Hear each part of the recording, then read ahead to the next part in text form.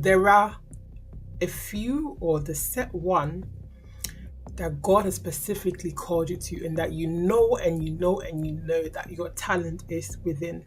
Stop comparing yourself to anyone. Your greatness is in your uniqueness.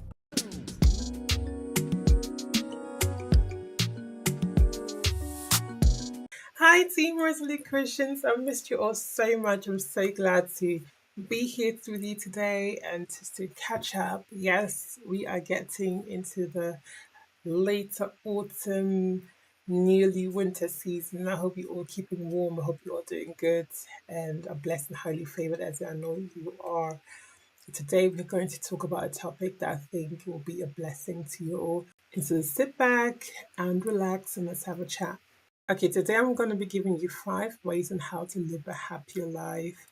And says, listen, I understand, like, in this particular, especially in the season, I feel like whenever it gets to like autumn and winter season, people's moods also tend to go down a little bit, especially if you don't have some of these points in place that I'm going to be sharing with you. And I believe these are practical steps that you can implement to. Okay, tip number one, rest in Him. Says, rest in Him. If there's any better advice, like I can't think of any better advice I can give you than rest in Him. God gives us a rest and a contentment in Him that once you know who you are in Him, understanding that your life is a journey and not a race, and that He orchestrates and ordains and destines your steps, you will not worry. You will live such a happier life, trust me. Because one of the things that the enemy wants to do or likes to keep doing is to disrupt our peace. Jesus is the Prince of Peace. He's the Prince of Peace for a purpose. He is the Prince of Peace because he exudes peace. He is peace. He is the Prince of Peace. And so it says, even when the enemy comes like a flood, he shall raise a standard. Meaning that even when there's storms around you, he will raise a standard that you will not even feel it. And so in your everyday life, rest in him. Understand that he loves you more than you could ever imagine. Rest in him when looking for a job. Rest in him when the bad news came in your house. Rest in him. And resting in him is also a key. One thing that happens when our peace is disrupted is that we tend to act irrationally. You tend to do things that you were not meant to do or weren't going to do. So perhaps, you no longer have peace in your job role. And so now you look for another job. But maybe that time had not come. Maybe God wanted you to stay in that particular role a bit longer because there was something that you were supposed to learn there or something that was on its way coming to you. And the enemy does this for us to act irrationally, and we act in our soul realm, as in we react and act based on our emotion. And when we let our emotion or the solica realm overcome us and even sound louder than our spiritual ears or spiritual senses, then the enemy can make you not even hear the voice of God as strongly. You may, because you're so caught up with what you're doing, you may just, you know, be like, deuces, I'm not hearing you right now, Lord, and that's a very dangerous place to be in.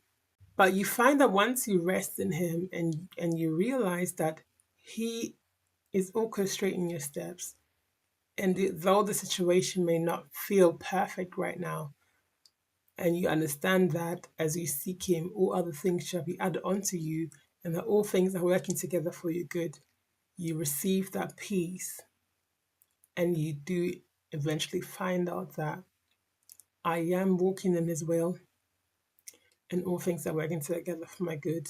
Secondly, you need to stop comparing yourself. Stop comparing yourself to anyone. Your greatness is in your uniqueness. The minute you try to imitate another person, you lose that thing that's unique about you. And not just do you lose it or you hide it, but you don't receive glory for it. Nobody gives glory to the copycat. People give glory to the original. And then also, the copycat is never as good as the original because the original is the original. Identify the uniqueness within you, identify that which is unique to you. And you can't tell me, Ruth, no, there's nothing unique about me. Because as your thumb is unique out of all the 7 billion humans on this earth, that which God has placed within you is unique. Identify it, build it, prune it, and don't compare yourself to anyone else and focus on that which God has placed within you. And your number one aim is by the time I leave this earth, I would have achieved everything God has called me to do, and I would have done the best at what God has called me to do. So if that is cleaning the bathroom, if God has said your purpose is cleaning the bathroom, you make sure you clean it to the best. If God has said it is to speak to the nations, you make sure you build that skill to the best. Whatever it is, there is more glory in achieving the best at what you've been called to do than trying to be a copycat of something you've not been called to do and fail miserably at it. And also at the same time, not let your glory shine. Because trust me, if that same speaker now said, I want to copy that cleaner, and that's not where they were called to, they may do a rubbish job and they will never get recognition for it. But had they just stayed in that field that God has called them in, they would have seen that glory. How many of us are copying and striving to copy a life that is not ours, that was never meant to be ours? And the challenge here is learn to be content with what you've been called to do. It's wanting to be, one of the things of this generation is wanting to be a jack of all trades. Yes, you can have so many talents. Trust me, I'm one of them. I have so many ideas, so many skills. I love acting, I love singing, I love writing, I do law, I do business. Come on, millions of it, right? Hundreds of it. But again, there are a few or the set one that God has specifically called you to, and that you know and you know and you know that your talent is within. I have all these skills, right? But I do know that God has called me into ministry. I know that when I speak to people, I speak life into them. So I know this is the path for me. Yes, I have so many other aspirations, so many other skills, but this is what I'm called to do. Now, could I now pursue acting? Yeah, I can.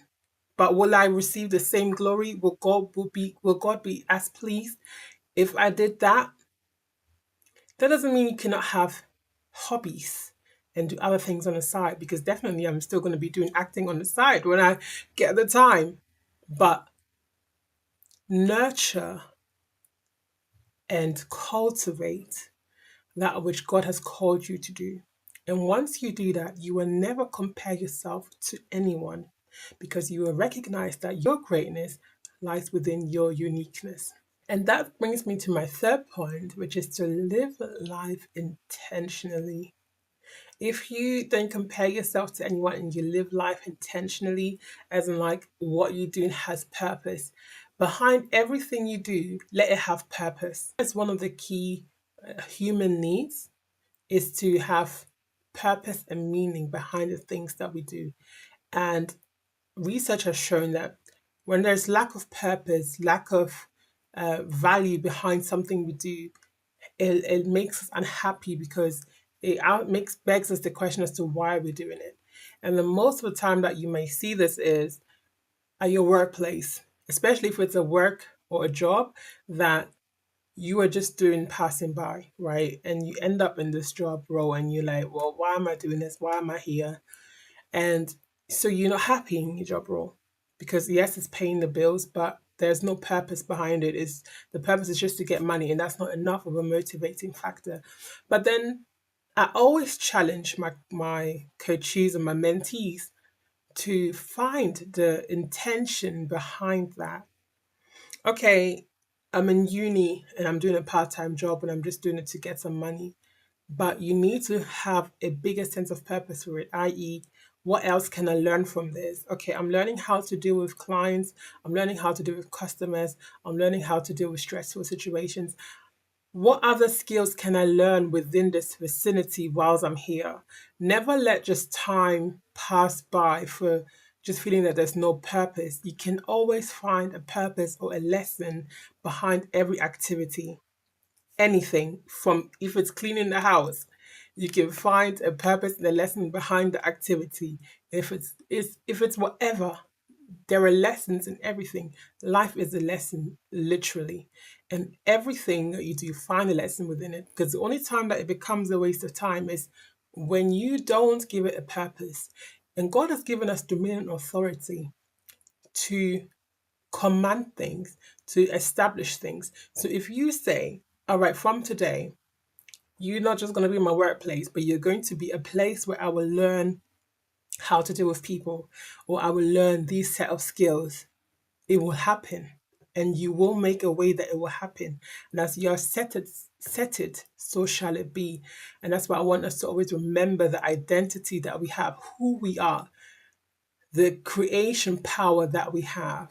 Fourthly, build and engage with your tribe. We are humans, and so we naturally are a species that has to associate. God said, man shall not live alone. Okay, so he made the woman because human needs companionship. So build a tribe and engage it. It's okay to have a tribe, but then the thing is engaging it. And I feel like, again, in this world that we're in at the moment, literally, it's so hard, it seems sometimes, and such a chore to engage your tribe because there's a lot going on, right? We have a lot going on in our lives, and literally the 24 hours go by so quick, and then the day and the week and the month and the year just fly by. And so we have to be intentional with engaging with our tribe, like-minded people, and then also, you know, people that we know that will speak life into us and that will uplift us. So being silo, can constitute to being and having an unhappy life, and then finally then having a tribe and also engaging the tribe is a blessing. So one thing is your church, get active in your church. If you're just a member, join a group, join the ushering team, join whatever team, join something, engage, and then at least in church, okay, we all have the same faith. I know we might say the same faith, but some people don't have the same characteristics.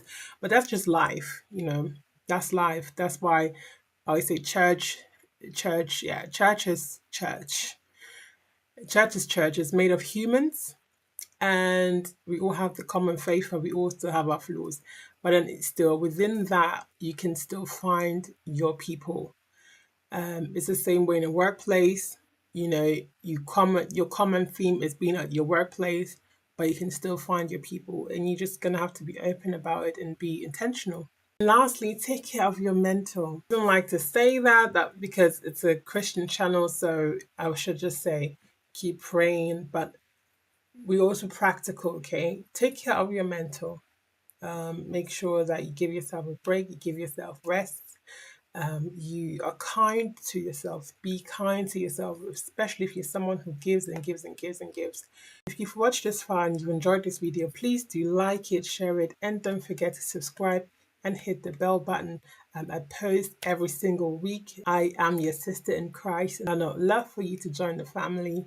See you on the next one. Bye-bye.